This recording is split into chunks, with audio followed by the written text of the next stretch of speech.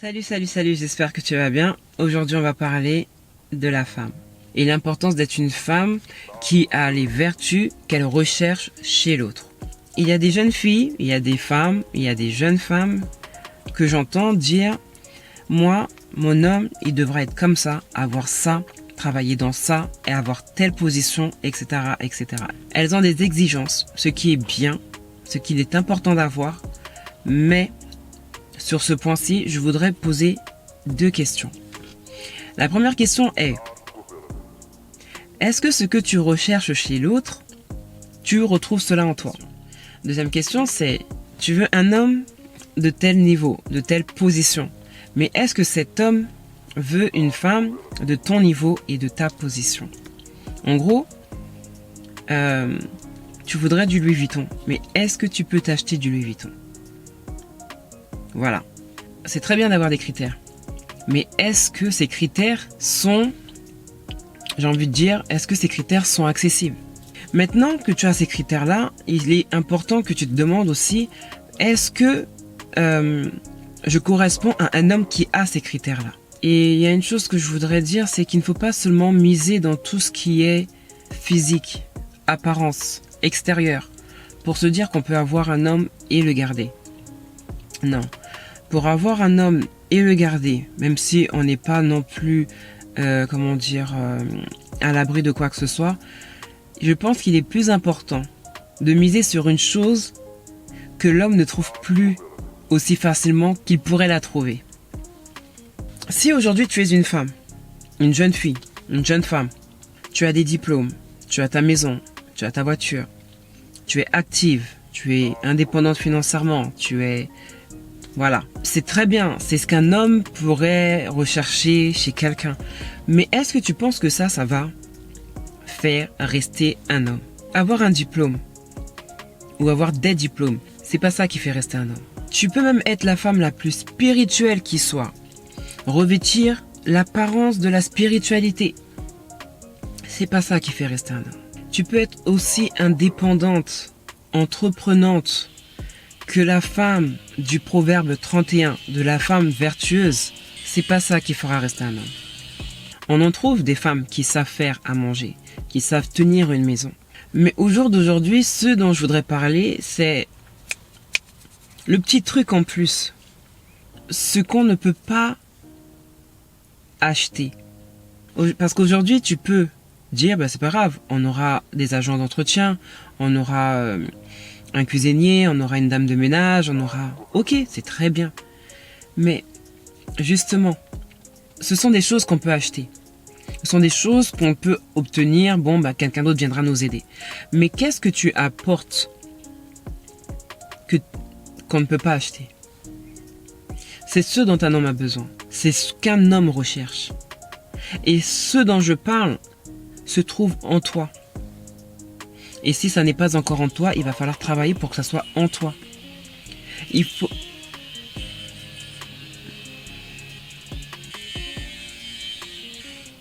En fait, je pourrais déplacer la voiture, mais juste la flemme. Cherche à être une femme qui a du cœur. Cherche à être une femme qui a de la douceur. Une femme qui a de la patience. Une femme qui a de la maîtrise. Une femme qui a de l'empathie, de la compassion. Une femme qui est généreuse. Une femme qui est avenante. Cherche à être cette femme qui apporte plus que ses diplômes. Qui apporte plus que son côté entreprenant. Qui apporte plus que les choses qu'on peut remplacer. Tu ne sais pas faire, c'est pas grave, on appelle quelqu'un, cette personne va faire. Sois cette femme qui a en elle un trésor qu'on ne trouve pas partout. Il y a des femmes qui sont aussi entreprenantes, qui sont aussi compétentes que la femme du proverbe 31. Mais à qui il manque le cœur, à qui il manque ce sel pour apporter un plus dans la vie d'un homme. Tu peux être la plus spirituelle, tu peux être très spirituelle, mais tu peux être très spirituelle sans avoir ce cœur, sans avoir ce sel, cette saveur, cette capacité de te distinguer, d'apporter la paix dans ton foyer, Tu peux être une femme spirituelle, être en même temps une femme querelleuse, constamment en train de brimer ton mari, constamment en train de faire des commentaires déplaisants, en train de le rabaisser, en train de le diminuer. Au jour d'aujourd'hui, ne te conforte pas, ne te repose pas sur tes diplômes, sur ta profession. Ne te repose pas sur ça. Au jour d'aujourd'hui, repose-toi sur ce que tu ne peux pas forcément trouver partout. Je me suis déplacée, il y avait trop d'agitation autour de moi. Bon bref, je sais plus trop où est-ce que j'en étais. Sois vraiment cette femme de douceur, soit cette femme d'énergie positive, soit cette femme féminine, soit cette femme qui fait la différence. Il est important de faire la différence. Il est important de te distinguer. Il est important que tu te démarques. Sois féminine, sois attirante, sois intéressante, sois agréable à regarder, à écouter. Tu ne peux pas te dire, moi je veux un homme de tel standing, mais de ne même pas t'approcher toi-même de ce standing-là. Et comme je le disais tout à l'heure, est-ce que le standing que tu vises, ce standing-là est à ta portée? Est-ce que tu peux l'avoir? Il y a des hommes du standing dont tu parles qui ne regardent pas les filles de ton niveau, qui ont besoin, et tout homme a besoin d'une fille qui soit éduquée, qui a de la conversation, qui puisse répondre à certaines demandes. C'est bien beau de mettre en avant le côté spirituel, le côté je sais faire à manger, la bonne nourriture du pays, je travaille, j'ai tel poste à responsabilité. Mais si tu n'as pas le cœur, si tu n'as pas le sel, l'élément qui va te distinguer de son ex, tu seras juste une femme avec laquelle il a été ou avec laquelle il est. Un homme a besoin de paix, tout comme toi-même tu as besoin de paix. Il y a deux endroits dans lesquels nous devons et nous aurons la paix. Le premier endroit, c'est chez soi. Nous devons avoir la paix dans notre maison. Très important que le cocon familial, le foyer soit un havre de paix. Même si oui, c'est pas un long fleuve tranquille du 1er au 30, non, c'est pas ce que je suis en train de dire. Mais qu'il y ait la paix, que ce soit un endroit où il fait bon vivre, un endroit où on se dit j'ai envie de rentrer chez moi parce que je sais qu'il y a la paix, parce que je sais qu'il y a l'ambiance, parce que je sais que j'y suis bien. Donc le premier endroit où il doit y avoir la paix, c'est dans notre maison. Et le deuxième endroit où à coup sûr, il y aura la paix, c'est inévitable, c'est dans le cercueil. Donc, dans la mesure du possible, qu'il y ait la paix dans ta maison. Sois une femme qui est un élément de paix, qui apporte la paix, qui transmet la paix, qui maintient la paix, qui recherche la paix. La Bible nous dit que celui qui maintient la paix, qui apporte la paix, sera appelé enfant de Dieu. Le problème, c'est qu'au jour d'aujourd'hui, on est des fois, malgré notre côté spirituel, des éléments perturbateurs. On n'apporte pas toujours la paix. Notre mari, des fois, n'a pas envie de rentrer chez nous parce qu'il sait qu'il va se faire brimer, parce qu'il sait qu'il va se faire reprendre, parce qu'il sait qu'il va entendre des critiques et des commentaires, etc. Donc, c'est super important qu'aujourd'hui, en tant que femme, tu te lèves et que tu cherches à devenir une femme de distinction, une femme vertueuse, une femme qui apporte plus que son côté indépendant, que tu apportes, décidément, que tu apportes ce que on ne peut pas acheter, que tu apportes plus. Donc tout ça pour dire, ne te conforte pas dans ta position de femme qui a un poste à responsabilité parce que tu es autoritaire, parce que tu es ceci, parce que tu es cela. Tu sais, ne te réjouis pas de ce que tu as. Parce que tout ce que tu as, tu peux le perdre. Mais réjouis-toi de ce que tu es. Tu vois? Il y a une chose que je ne trouve... Purée, c'est pas vrai. C'est qu'un homme, malgré qu'il ait sa femme, puisse ressentir le besoin d'aller payer une personne pour pouvoir poser sa tête sur ses cuisses, c'est pas possible, se confier à elle, lui dire des choses qu'il ne peut pas ou qu'il n'oserait pas dire à sa femme. Je ne parle pas du psy, hein, mais il y a des personnes, j'ai pas envie d'employer le terme, mais il y a des personnes qu'on paye pour des relations sexuelles, mais d'autres vont vers elles, pas pour des relations sexuelles, mais pour pouvoir se confier, pour pouvoir libérer son cœur, pour pouvoir lui dire des choses qu'il ne peut pas dire à sa femme. L'essentiel est dit.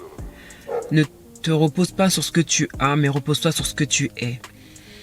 La Bible nous dit que ta douceur soit connue de tous. De la même manière, fais des efforts et que ta douceur devienne un des éléments qui te permet de devenir une femme agréable. Non seulement pour ton mari, mais pour tes enfants, pour toi-même et pour les personnes qui sont autour de toi. On a besoin de douceur. Dans le monde dans lequel on est en train d'évoluer, on a vraiment besoin de douceur. On a vraiment besoin de compassion. On a besoin d'empathie. On a besoin de patience. On a besoin de maîtrise. On a besoin de toutes ces valeurs et de toutes ces vertus qui sont en train de disparaître. Tous ces cris, même la Bible nous dit qu'on n'entende plus chez toi cris, insultes, etc. Sois un élément de paix. Qu'il n'y ait plus de cris, qu'il n'y ait plus d'insultes, qu'il n'y ait plus de moqueries, qu'il n'y ait plus de réflexions négatives, des critiques. Tu sais, devant Dieu, c'est important d'avoir ce cœur, cette douceur, d'être cette femme silencieuse par moments, savoir quand être silencieuse, pas toujours être dans les commentaires, dans les pics, dans les... Fais du bien à ton homme en tout temps. Proverbe 31, la femme vertueuse, elle faisait du bien à son mari tout le temps. Qu'il fasse beau, qu'il fasse tornade chez toi, sois une personne qui fait toujours du bien. Ne sois pas à mettre en mode 16/9 les défauts de ton mari. Parce que s'il faisait la même chose, sois une femme qui te démarque, sois une femme mise à part, véritablement, profondément, intérieurement mise à part. C'est ce dont un homme a besoin aujourd'hui. C'est ce dont une famille a besoin aujourd'hui. C'est ce dont des amis ont besoin aujourd'hui. Des collègues de travail ont besoin aujourd'hui. Que tu sois une personne qui te démarque. Qu'on dise, quand je suis avec toi, il y a quelque chose de différent. Il y a une paix, il y a une sagesse, il y a une douceur, on n'a pas envie de te quitter, on n'a pas envie... Ou sinon, quand on a un problème, on a envie de se tourner vers toi parce que tu vas donner des conseils dans le bon sens, avec le bon objectif. On le sait, des fois, il y a des personnes qui donnent des conseils en fonction de leur mauvais cœur. Et qui veulent séparer, qui veulent diviser, qui veulent... Si tu cherches un homme qui a telle position, demande-toi aussi en contrepartie qu'est-ce que tu vas lui apporter. Qu'est-ce que tu vas lui apporter? C'est bien, je veux qu'il ait de l'argent, je veux qu'il ait ci, je veux qu'il ait ça, je veux qu'il soit comme ça, qu'il ait telle voiture, qu'il habite à tel endroit, qu'il ait telle maison. Mais toi, qu'est-ce que tu apportes? Toi, qu'est-ce que tu donnes? Et n'apporte pas des choses qui peuvent être enlevées ou remplacées. Apporte des choses qui vont faire la différence, qui vont te démarquer, qui vont te distinguer. J'aime la femme de distinction dans le livre de 1 Roi 4, je crois. Quand l'enfant est mort, elle n'a pas affolé son mari. Elle n'a pas mis son mari en disant « Oui, mais il était avec toi, tu aurais pu, tu aurais dû voir, tu aurais dû ceci. » Elle a travaillé en sorte à apporter une solution. Elle a vu son mari avant d'aller à la recherche du prophète Élisée. Elle a vu son mari, elle lui a dit « Tout va bien. » Elle a demandé à son mari avec respect, avec révérence, ce dont elle avait besoin. Son mari lui a dit « Ouais, mais pourquoi ?» Tout va bien. La paix. Pas d'inquiétude, pas d'anxiété, pas d'angoisse, pas de... La paix. Et elle s'est mise à la recherche de la solution. Et elle a apporté la solution. C'est comme Abigail. Elle a plaidé en la faveur de son mari. Elle a apporté la paix. Sans quoi son mari l'aurait été tué sur le champ. Mais il a été tué 10 jours après, je crois. Il a été tué 10 jours après à cause de sa propre méchanceté à lui. Mais elle a fait sa part. Elle a fait sa part. Elle a apaisé le cœur de David qui voulait tuer Nabal à cause de son impolitesse, ce qui a fait qu'après, Abigail est devenue femme de David. Qu'est-ce que tu apportes à un homme? Il y aura peut-être une partie 2, parce que j'ai tellement été perturbé. Sur ce, bon courage. Et aussi une chose que je voulais ajouter, c'est qu'un homme a besoin de plus qu'un corps. Si tu penses qu'en misant sur ton corps, l'homme va rester, parce que tu te dis que tu as le corps, par exemple, de, je sais pas moi, Carmen Sama, ou de Beyoncé, ou de je ne sais quelle fille aussi qui est très bien taillée, ne te dis pas que c'est ce qui fait rester un homme, c'est ce à quoi un homme va s'accrocher. Ça, c'est un homme animal. Mais un homme mature, un homme, un vrai, ne s'attachera pas à ce genre de choses. Un homme a besoin de plus que le physique, que le sensationnel, etc. Il en a besoin pour entretenir, mais il y a quelque chose qui le fait tenir, qui le fait rester. Et c'est loin d'être juste un corps, parce que le corps peut faner, le corps peut devenir flasque, le corps peut subir un accident, être amputé et plein d'autres choses, mais ce qui ne sera jamais ôté ne se trouve pas dans le corps. Donc ne te repose jamais sur tes lauriers parce que tu as un corps de déesse, parce que tu as un corps impoli, comme dit Dadju.